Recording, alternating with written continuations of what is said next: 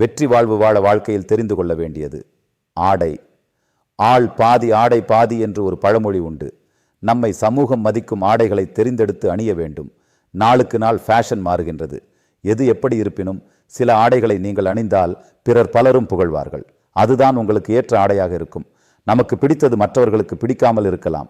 மற்றவர்கள் பார்ப்பதற்காகவே நாம் ஆடைகளை உடுத்துகிறோம். ஒரு சில பெண்கள் பேஷன் என்ற பெயரில் வாத்துக்கு ட்ரவுசர் போட்டது போல் ஆடை அணிவது பிறர் பார்த்து சிரிக்கும் அளவில் இருக்கும். நாம் உடுத்தும் ஆடை நமக்கு ஏற்றதாக இருத்தல் அவசியம். உடல் அமைப்புக்கு ஏற்றாற் போல ஒரு உயர் பண்பாளர் என்ற தீர்மானத்தை பிறருக்கு கொடுக்க வேண்டும். சுய கௌரவம் மிகவும் முக்கியம். அது போகாமல் இருக்க வேண்டுமானால் நாம் உடுத்தும் உடை ஒழுங்காக இருக்க வேண்டும். அசிங்கமாக இருக்கக்கூடாது. மேற்கத்திய நாடுகளில் ஆண்கள் சூட், கோட் என்று மதிப்பை தேடிக்கொள்கிறார்கள். நம் நாட்டிலும் இது முக்கிய ஆடையாக இருக்கிறது. ஆண்களுக்கு சட்டை, பேண்ட் இதை தவிர ஒன்றுமில்லை.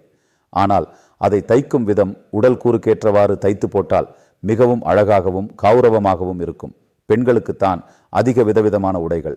அவர்களும் உடற்கூறுக்கேற்றாற் போல் அசிங்கமாக இல்லாமல் சுய கௌரவம் பாதிக்கப்படாமல் உடுத்தினால் அழகாகவும் கௌரவமாகவும் இருக்கும். சும்மா முன்பின் தெரியாத ஆட்கள் கூட தொழுது கொண்டு செல்வார்கள். இதில் நமக்கு பிடித்தமான ஸ்டைல் இருக்கும். அது நமக்கு மதிப்பு தருகிறதா என்று யோசனை பண்ண வேண்டும். செயல்முறை. 1. சமூகத்தில் நம்மை குறித்து உயர்வாக பேசுவது நாம் உடுத்தும் உடையிலும் இருக்கிறது. 2.